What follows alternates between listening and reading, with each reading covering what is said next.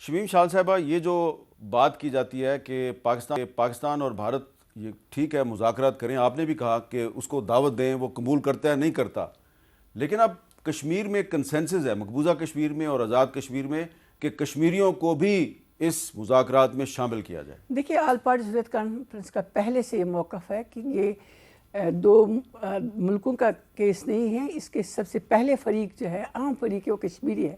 اگر آپ نے نیگوشیٹنگ ٹیبل پر بیٹھنا ہے تو دونوں فریقوں کو، کشمیریوں کو بٹھانا پڑے گا لازمی، کیونکہ ہمارے مقدر کا، ہمارے فیوچر کا فیصلہ کرنا ہے۔ اس لیے ہم ٹریک ٹو ڈپلومیسی ہو یا بیک ڈور ڈپلومیسی ہو، جہاں بھی ڈپلومیسی چلے وہاں کشمیریوں کا ہونا، باخبر ہونا بہت ضروری ہے، کہ ایسے نہ ہو کہ ہم انجانے میں کوئی اور غلطی ہم کر بیٹھے۔ پہلی بات یہ ہے۔ دوسری بات جو سیٹلرز کی آپ نے بات کی ہے کہ نان ریزیڈنٹ جو ہے، انڈین جو ہے، وہ بسائے جا رہے ہیں۔ حامد میر صاحب، میں پچھلے 5 سال سے کہہ رہی ہوں 2019 کے بعد، کہ یہ سیٹلرز جو ہے، جو وہاں پر بسائے جائیں گے، گجرات والا ایپیسوڈ کرائیں گے، کیونکہ ان کے پاس ہتھیار ہوں گے۔ تمام بھارتیہ جنتا پارٹی کے، بجرنگ دل کے لوگ ہیں، جو کل بسنت منانے کے لیے لاکھوں سڑکوں پر نکل رہے ہیں۔ جب امرناتھ یاترا ہے، ان کو اجازت ہوتی ہے، جموں میں بسنت منا رہے ہیں، اور کشمیر میں یہ ہزاروں راتوں کو نکلتے، ویسے ہی شراب پی کے پھر وہاں پر ہلہ گلا کرتے۔ اور یہ ہونا ہے کہ اس کے بعد کشمیری جب مسجد کے لیے نکلتے، جمعے کی پڑھنے کے لیے، ان کو اجازت نہیں ہے، جلسے جلوسوں پر پابندی ہے۔ تو ایک طبقے کو دوسرے طبقے سے لڑانے کے لیے ہتھیار بھی موجود ہے، پہنچائے گئے ہیں، اور یہ فوج کے ساتھ ساتھ امیت شاہ آج اسی لیے جموں میں۔ اور تیسری بات یہ اہم ہے، انہوں نے اب جو سب سے بڑا ظلم یہ کر دیا کہ انہوں نے بچوں کی تعلیم کو خطرے میں ڈال دیا۔ نہ وہ اب بنگلہ دیش جا سکتے ہیں، نہ وہ پاکستان آ سکتے ہیں، نہ وہ ہندوستان میں محفوظ ہیں۔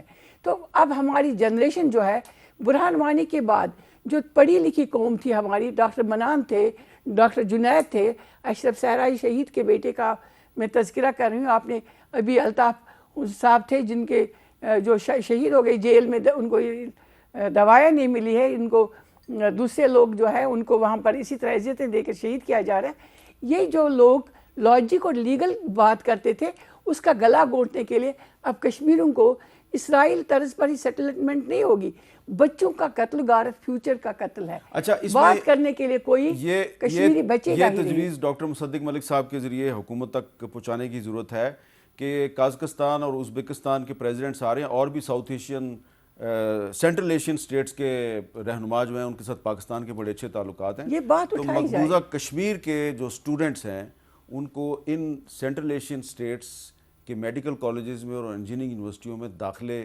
دلوانے کے لیے پاکستان کو کچھ کرنا چاہیے، یہ ایک تجویز ہے۔ آپ اس کی تائید کرتی ہیں؟ جی، میں کہتی ہوں پورے اویسی ممالک میں کشمیریوں کو داخلہ ملنا چاہیے۔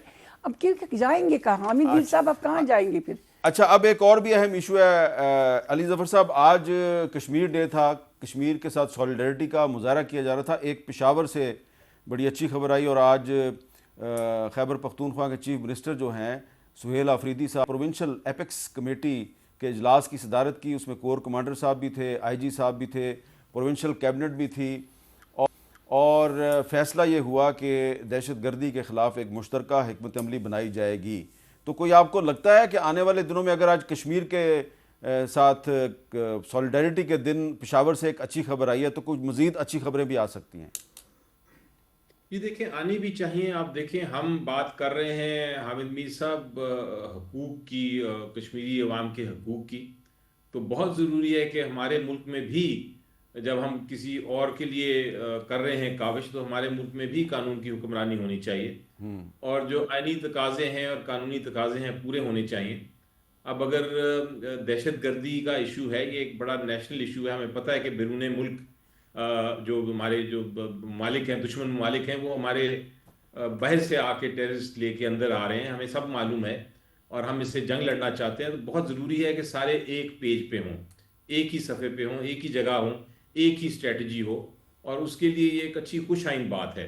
اور یہ پارلیمنٹ میں بھی اور پارلیمنٹ کے باہر بھی میں بڑا بات کرتا رہتا ہوں کہ یہ ہمیں ضروری ہے کہ اگر آپ نے ٹیررزم کو ڈیل کرنا ہے تو پوری جو قوم ہے وہ آپ کے ساتھ کھڑی ہو، اور پوری قوم کھڑی ہونے کے لیے ضروری ہے کہ جتنی سیاسی جماعتیں ہیں پارلیمنٹ میں اور پارلیمنٹ کے باہر، وہ اپنا اپنا رول ادا کریں اس میں اور ایک اسٹریٹجی کے اوپر کام کریں. اچھا تو صدیق یہ ملک، اچھی ایک بات ہے اور خوشائن بات ہے.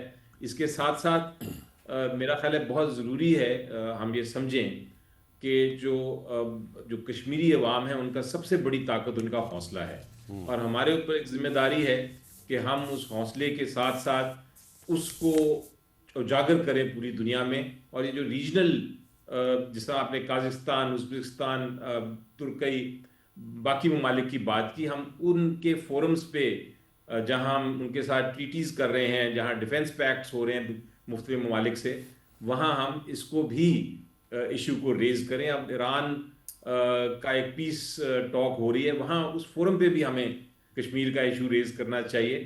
اور یہ بات بھی بالکل درست ہے کہ سٹیک ہولڈرز 3 ہیں، صرف پاکستان اور ہندوستان نہیں. سٹیک ہولڈر تیسرا کشمیر کی عوام ہے اور ان کی آواز بھی سننی ہے. ان کو اب کیا چاہیے، کیونکہ وقت کے ساتھ ساتھ ان کی بھی سوچ میں تبدیلیاں آئی ہیں.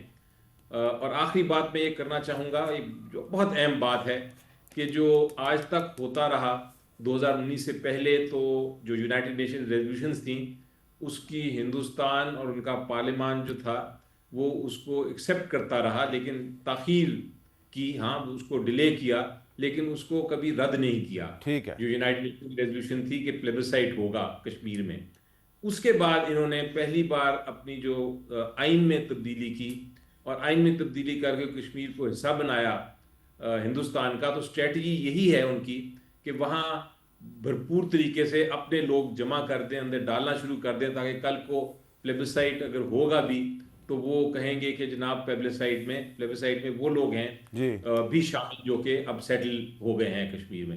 جی تو ہمیں یہ چیز کو بھی بار بار اجاگر کرنا ہے تاکہ وہ یونائٹڈ نیشن ریزولوشن کی جو پلیبسائٹ ہے، جو انشاءاللہ ہوگا آج نہیں تو کل، وہ اس کو ڈیمیج نہ کیا جائے. اچھا، یہ بھارتی اسٹریٹجی ہے جس کو ہم نے اجاگر بڑی کرنا ہے. اہم مجھے بات کی لگتا آپ ہے نے، کہ ہم بڑی جی آپ نے اہم بات کی ہے.